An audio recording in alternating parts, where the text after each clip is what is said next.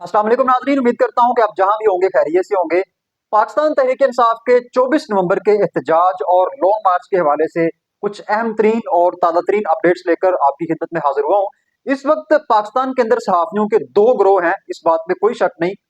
एक ग्रोह जो है वो पाकिस्तान मुस्लिम लीग नून और उसकी हमायती जो जमातें हैं उनको सपोर्ट करता नजर आता है, जबकि दूसरा ग्रोह पाकिस्तान तहरीक इंसाफ को सपोर्ट करता नजर आता है। अब लॉन्ग मार्च की अपडेट्स को लेकर भी सहाफत के दो ग्रोह हैं। एक तरफ जो ग्रोह है उसका ये कहना है कि इमरान खान साहब ने ये जो एहतजाज की और लॉन्ग मार्च की कॉल दी है, ये बड़े सही वक्त के ऊपर दी है और इमरान खान साहब एक बहुत बड़े एहतजाज की तैयारी कर रहे हैं। उस ग्रोह के मुताबिक पाकिस्तान तहरीक इंसाफ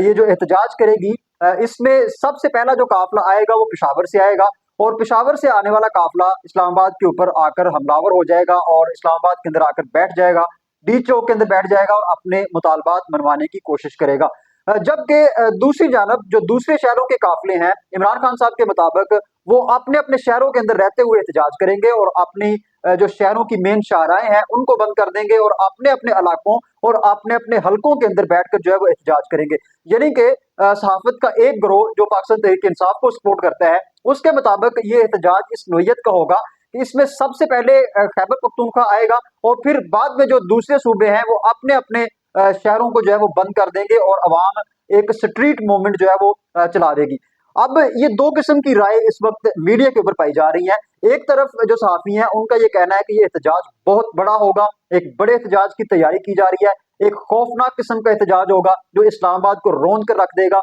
और इस्लामाबाद के साथ साथ ये हुकूमत भी अपने घर को चली जाएगी और इमरान खान साहब के तमाम तर मुतालबे जब तक मंजूर नहीं हो जाते तब तक ये एहतजाज खत्म नहीं होगा और ये एहतजाज वाकईतन फैसला कुन होगा और हतमी होगा। जबकि दूसरी जानब ये प्रोपेगेंडा किया जा रहा है कि ये एहतजाज बिल्कुल उसी तरीके से फारग होगा जिस तरीके से पिछले एहतजाज जो है वो फारग हुए, उसकी खा वजह गलत लीडरशिप थी या गलत लीडरशिप की जो पॉलिसियां वो गलत थी या उन उन एहतजाज की जो है वो टाइमिंग गलत थी, वो तो एक अलग इशू है। लेकिन उन्हीं एहतजाजों के साथ इसको भी रिलेट करके ये कहा जा रहा है कि ये लॉन्ग मार्च भी हमेशा की तरह जो है वो फ्लॉप हो जाएगा और दूसरी जानब ये प्रोपेगेंडा भी किया जा रहा है कि इस एहतजाज का सिर्फ और सिर्फ एक ही मकसद है और वो मकसद ये है कि इमरान खान साहब चाहते हैं कि किसी ना किसी तरीके से स्टैब्लिशमेंट जो है वो मेरे पास आकर बैठे और मुझे डील की पेशकश की जाए और मैं उसको कबूल कर लूं। लेकिन दूसरी जानब ये कहा जा रहा है कि इमरान खान साहब किसी भी किस्म की डील के मूड में नहीं है और वो जो अपने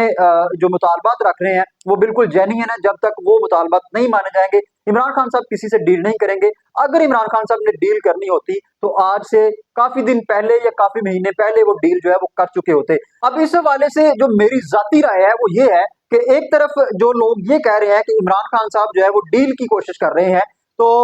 सवाल फिर वही है कि अगर इमरान खान साहब ने डील ही करनी थी तो फिर इससे कबल कितने सारे उनके पास मौके आए और उनके साथ डील करने की कोशिश भी की गई, लोग भी भेजे गए, लेकिन इस सब के बावजूद उन्होंने जो है वो डील नहीं की। दूसरी जानब जो लोग ये कह रहे हैं कि ये एहतजाज नाकाम हो जाएगा और ये फ्लॉप होगा जिस तरीके से दूसरे एहतजाज फ्लॉप हुए हैं, ये लॉन्ग मार्च भी जो है फ्लॉप हो जाएगा, तो फिर उनसे सवाल ये है कि आखिर फिर अगर ये इस एहतजाज को जो है वो फ्लॉप होना है तो फिर गवर्नमेंट को जो है वो क्या पड़ी हुई है, गवर्नमेंट क्यों मुल्क को बंद कर रही है और स्मोक के नाम के ऊपर पूरा मुल्क जो है वो एकदम बंद कर देना और लॉकडाउन की जो है वो कॉल दे देना, ये किस बात की तरफ इशारा है और गवर्नमेंट की जानब से फिर ये क्यों धमकियां दी जा रही हैं कि जो लोग भी एहतजाज के लिए निकलेंगे उनको गिरफ्तार कर लिया जाएगा और उनको कमरों से नहीं बाहर निकलने देंगे।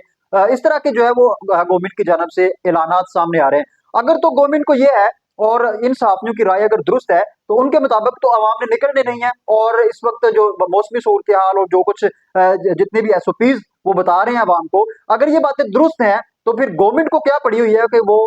जो है वो खामखा धमकियां लगाती फिरे और लॉकडाउन की भी जो है वो कॉल दे दे। हकीकत ये है कि गवर्नमेंट के ये जो ऐलानात हैं ये इस बात की वाज़ेह दलील है कि ये जो एहतजाज है बड़ा भरपूर तरीके का होगा और इसकी बड़ी खौफनाक किस्म की तैयारियां जारी हैं। अगरचे वक्त कम मिला है लेकिन पाकिस्तान तहरीक इंसाफ जो है उसके पास स्ट्रेंथ इतनी है, उनके पास सोशल मीडिया की जो ताकत है उसके जरिए पाकिस्तान तहरीक इंसाफ एक बड़ा लॉन्ग मार्च निकालने में जो है वो कामयाब हो जाएगी और उसकी वाज़ेह जो दलील है वो गवर्नमेंट की इस वक्त जो ताज़ा तरीन पॉलिसीज है और गवर्नमेंट के ताज़ा तरीन ऐलानात हैं जो ये बता रहे हैं कि डेफिनेटली पाकिस्तान तहरीक इंसाफ कुछ ना कुछ तो कर रही है, जो जिसका इजहार जो है वो 24 नवंबर को वाज़ेह तौर पर होगा और 24 नवंबर से इसका आगाज हो जाएगा। फिर इसका इख्तिताम कब होता है ये तो आने वाला वक्त ही बताएगा। नाज़रीन कराम, ये थी अब तक की अपडेट्स और दोनों राय हमने आपके सामने रखी। एक तरफ पाकिस्तान तहरीक इंसाफ के सहाफ़ी हैं, जबकि दूसरी जानब पाकिस्तान मुस्लिम लीग नून और हुकूमती इत्तेहाद के सहाफ़ी हैं, जिनकी दोनों राय हमने आपके सामने रखी। फैसला आप खुद कर लीजिएगा कि इसमें राइट पे कौन है, क्या ये एहतजाज कामयाब होगा